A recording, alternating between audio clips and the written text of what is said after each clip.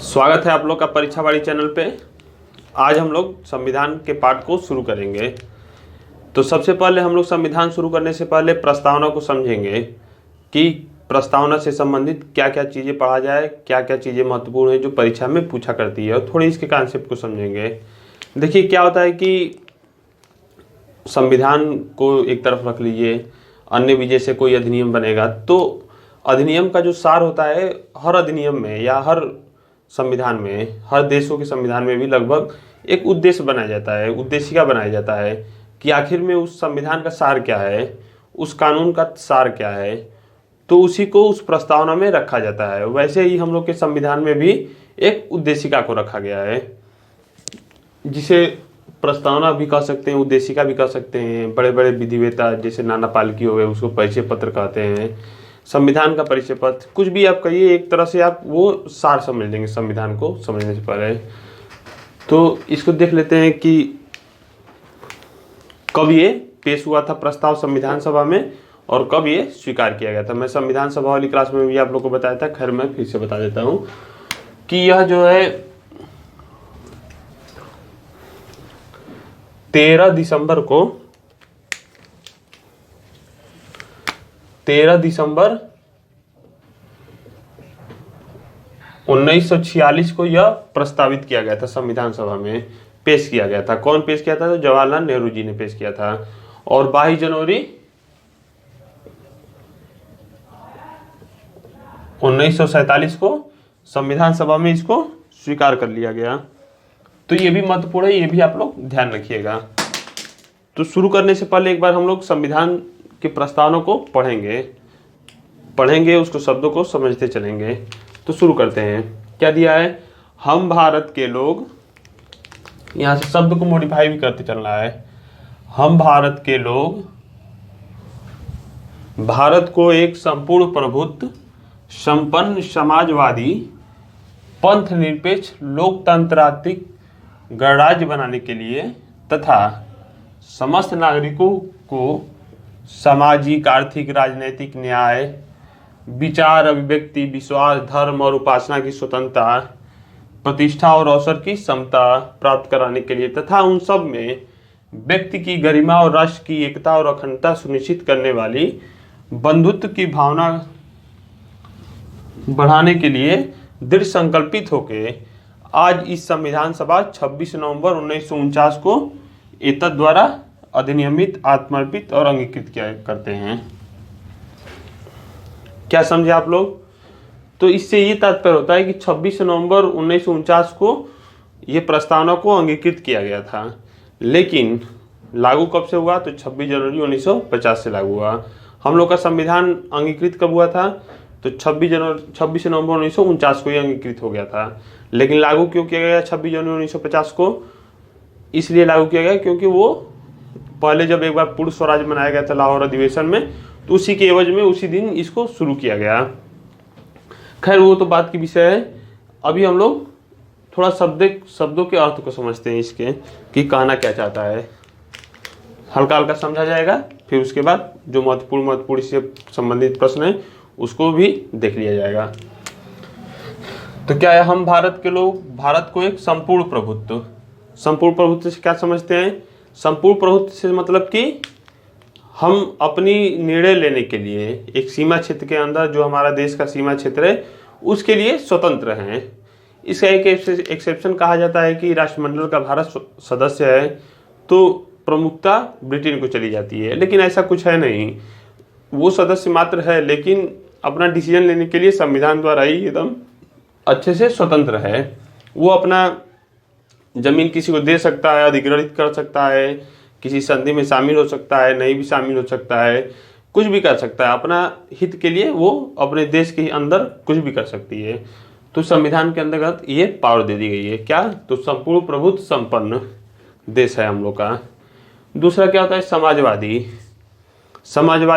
समाजवादी यानी कि समाजवादी से तात्पर्य होता है कि जो गरीब तबका है या उच्च तबका है, एक लगभग लोगों को समान रूप से मुख्य धारा में रखा जाए, इसका यही उद्देश्य होता है। इसको दो भागों में होता है ये, जैसे साम्यवादी हो गया और लोकतांत्रिक समाजवाद, साम्यवादी समाजवाद और लोकतांत्रिक समाजवाद। तो साम्यवादी में क्या होता है कि हर चीज़ सरकारी होता है, किसी व्यक्ति का कुछ नहीं होता, 1 रुपया तक, एक संपत्ति तक उसकी नहीं होती है। लेकिन लोकतांत्रिक में कुछ सरकारी भी होता है और कुछ निजी भी होता है, दोनों को मान्यता प्रदान की जाती है। इसलिए भारत की जो इकोनॉमी है वो मिश्रित अर्थव्यवस्था कही जाती है। तो ये चीज़ें समाजवादी में शामिल होती है। फिर धर्मनिरपेक्ष, धर्मनिरपेक्ष भी भारत देश है, भारत में धर्मनिरपेक्षता भी लागू है, लेकिन इसका थोड़ा अंतर समझिएगा आप लोग, इसकी बारीकी को समझिएगा। धर्मनिरपेक्ष में क्या है कि सभी धर्मों को समान रूप से संरक्षण दिया गया है यहाँ पे, यानी हर व्यक्ति अपना धर्म मानने के लिए या प्रचार प्रसार करने के लिए यहाँ पे स्वतंत्र है, अपने धर्म के हिसाब से जी सकता है वो। लेकिन अमेरिका में, ब्रिटेन में क्या कहा गया है, धर्मनिरपेक्ष वहाँ भी है, लेकिन वहाँ पे कहा गया है कि विधि के सामने कोई धर्म नहीं। यानी धर्मनिरपेक्ष का मतलब 2 अर्थ में निकलता है, या तो सभी धर्मों को समान रूप से अधिकार दिया गया, या कोई धर्म नहीं, यानी विधि की समझ कोई धर्म नहीं। तो भारत में ये लागू है कि सभी धर्मों को समान रूप से संरक्षण। हाँ, क्रिमिनल मामले में या लगभग मैक्सिमम मामलों में धर्मनिरपेक्ष का मतलब है कि विधि के सामने कोई धर्म नहीं है, लेकिन कुछ चीज़ों में जैसे शादी हो गया, विवाह हो गया, संपत्ति का उत्तराधिकार हो गया, उसमें व्यक्तिगत विधि लागू होता है, जैसे हिंदू ला, मुस्लिम ला, ये सब विधियाँ बनी हुई हैं, तो वो चीज़ उसमें लागू होती है। इसलिए कहा गया कि सभी धर्मों को समान रूप से संरक्षित किया गया है। फिर लोकतांत्रिक से आप लोग समझ ही रहे होंगे,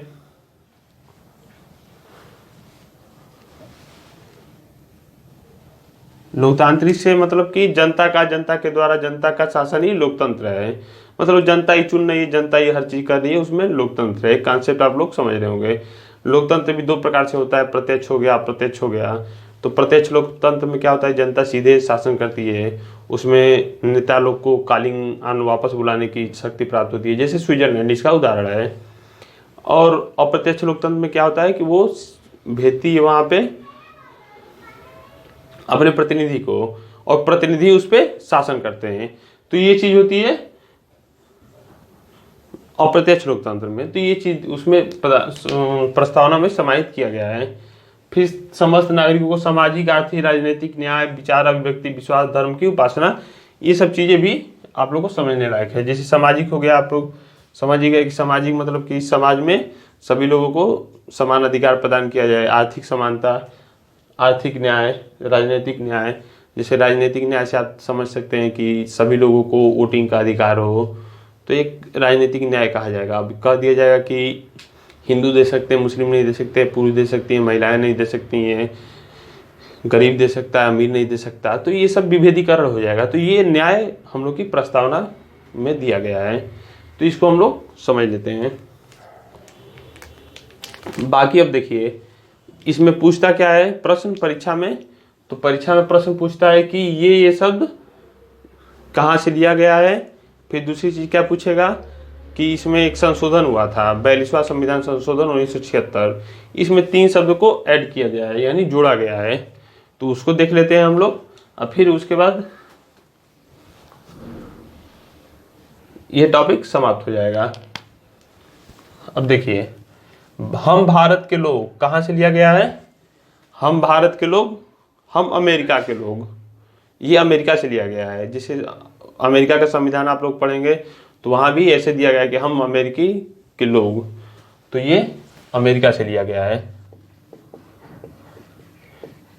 ये क्या है, प्रस्तावना का कोई स्रोत पूछेगा कि प्रस्तावना का स्रोत क्या है, तो प्रस्तावना का स्रोत है हम भारत के लोग अधिनियमित, आत्मार्पित और अंगीकृत करते हैं। आप लोग यहाँ से इसको उठाइए और ये भाषा इसको समझिए, हम भारत के लोग इस पूरे संविधान को अंगीकृत, अधिनियमित और आत्मार्पित करते हैं, यानी हम ही इसके स्रोत हैं। हम भारत के लोग ही, यानी भारत की जनता ही इसकी स्रोत है, तो इसकी स्रोत भी यही हो जाएगा।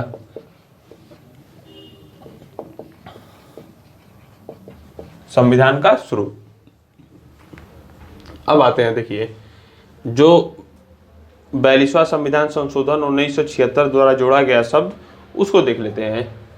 तो 42वां संविधान संशोधन द्वारा जोड़ा गया है, तो ये धर्मनिरपेक्ष, ये शब्द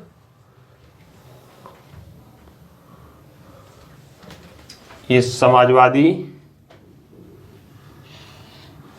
और यहाँ पे केवल एकता था तो उसको आगे अखंडता भी सुनिश्चित किया गया इसमें।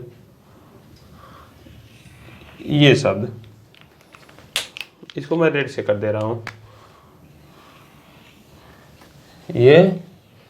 ये पंथ निरपेक्ष और समाजवादी कब लागू किया गया इसको? तो 42वां संविधान संशोधन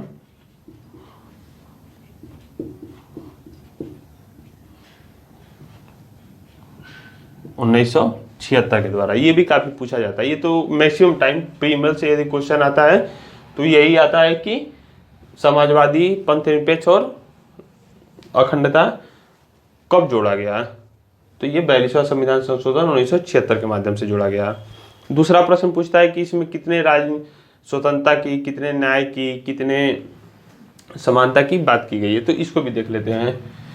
क्या है न्याय, कितने प्रकार का है? तो 3 प्रकार का है। आप लोग इसको समझिएगा, सामाजिक, आर्थिक, राजनीतिक न्याय। न्याय जो है हम लोग का कितने प्रकार का है? 3 प्रकार का। कैसे 3 प्रकार का? तो सामाजिक, आर्थिक, राजनीतिक न्याय। ये वो पूछता है प्रश्न परीक्षा में, सीधे तौर पर पूछेगा कि प्रस्तावना में हम लोग के कितने प्रकार के न्याय दिए गए हैं, तो ये आप लोग समझे रहिएगा। आगे आता है, पूछता है कि प्रस्तावना में स्वतंत्रता कितने प्रकार की दी गई है? तो 5 प्रकार की दी गई है। कौन कौन सी? तो विचार, पहले व्यक्ति विचार करने के लिए स्वतंत्र है। अभिव्यक्ति मतलब जाहिर करने के लिए उस विचार को स्वतंत्र है। फिर विश्वास करने के लिए स्वतंत्र है। धर्म और उपासना की स्वतंत्रता, धर्म और उपासना 25 से 28 पढ़ेंगे आप लोग, मूल अधिकार, तो उसमें दिया गया है। तो 5 प्रकार की स्वतंत्रता हम लोग की प्रस्तावना प्रदान करती है। फिर आता है प्रतिष्ठा और अवसर की समता। किसकी? प्रतिष्ठा, सभी लोगों को अपनी प्रतिष्ठा बनाने का अधिकार है। सभी लोगों को सरकारी जो क्षेत्र है, नियोजन का क्षेत्र है, उसमें सभी को समान अवसर प्राप्त होने का अधिकार है। तो ये 2 प्रकार का समता भी होता है, समानता। तो ये तीनों आप लोग समझ रहिएगा, ध्यान रखे रहिएगा इसको। ये भी परीक्षा में अब काफी पूछ रहा है, ये ट्रेंडिंग क्वेश्चन चल रहा है। नए रूप से ये आया है कि 3 प्रकार का न्याय, 5 प्रकार का स्वतंत्रता और ये समानता। इसी में से क्वेश्चन को उठाना रहता है, तो उस मनोभाव को समझिए कि कैसे क्वेश्चन निकाला जा सकता है। किसी क्षेत्र में कोई एक पैराग्राफ दिया है, उसमें कितनी तरह की क्वेश्चन बन सकती हैं, उस चीज को समझना है हम लोग को। तो इसमें इस प्रकार से अब नए नए रूप से इसमें क्वेश्चन निकाला जा सकता है। ठीक,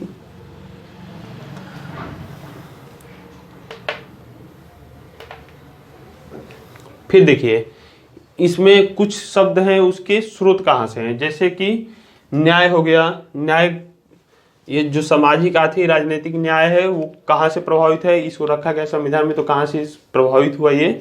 तो ये शब्द रूस की क्रांति से हुआ है। न्याय जो है हम लोग का वो रूस से है। हम भारत के लोग अमेरिका से है। ये जितने तीनों न्याय हैं, सामाजिक, आर्थिक, राजनीतिक न्याय, वो रूस से है। इसी में आप लोग समझते चलिएगा, मैं अलग से लिख नहीं रहा हूँ इसको, क्योंकि यहाँ से समझने में आसानी रहेगी आप लोगों को। फिर विचार, व्यक्ति, विश्वास, धर्म और उपासना की स्वतंत्रता। ये स्वतंत्रता कहाँ से लिया गया है? स्वतंत्रता, समानता, बंधुता। स्वतंत्रता हो गया, ये समानता जो हो गया प्रतिष्ठा और अवसर की। तो स्वतंत्रता, समानता और बंधुता।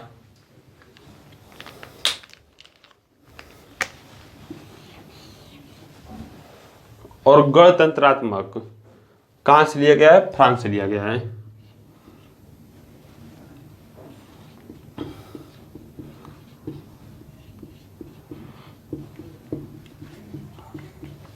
फ्रांस की क्रांति है। फ्रांस, कुछ ये फ्रांस के मूल से संविधान से लिया गया है, मतलब कि वहां की व्यवस्था से लिया गया है, और कुछ चीज उसके क्रांति से लिया गया है। तो इतनी चीजें इसमें शामिल हैं।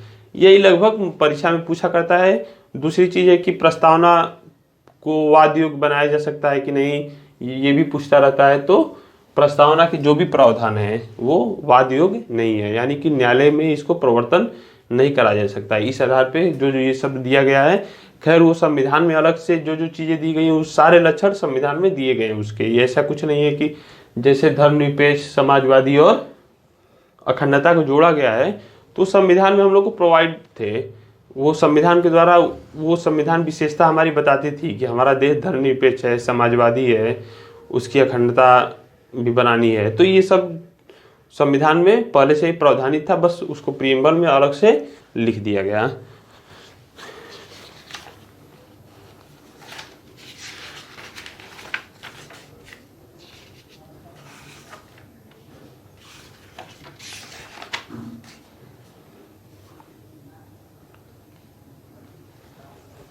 फिर दूसरी चीज है कि एक और अर्थ निकाल सकते हैं कि प्रस्तावना जो है वो विधायिका को कोई शक्ति प्रदान नहीं करती है और न ही उस पर कोई प्रतिबंध लगाती है। वही तात्पर्य है कि ये वाद योग्य नहीं है, यानी कि उसको न्यायालय में प्रवर्तित नहीं कराया जा सकता।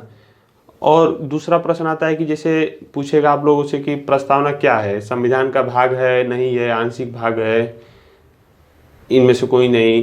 तो पहले क्या था कि पहले कहा गया, पहले डिसीजन में सुप्रीम कोर्ट के द्वारा कि ये भाग नहीं है, लेकिन वर्तमान परिस्थिति में अब इसको प्रस्तावना को संविधान का भाग माना जाता है, किसी भी एक्ट के प्रस्तावना को उसका भाग माना जाता है। ठीक, तो इतनी चीज़ें इसमें है, बाकी कुछ है नहीं इसमें। तो इतनी चीज़ों को आप लोग समझ गए, प्रस्तावना से प्रश्न संबंधित हर चीज़ हल कर ले जाएंगे।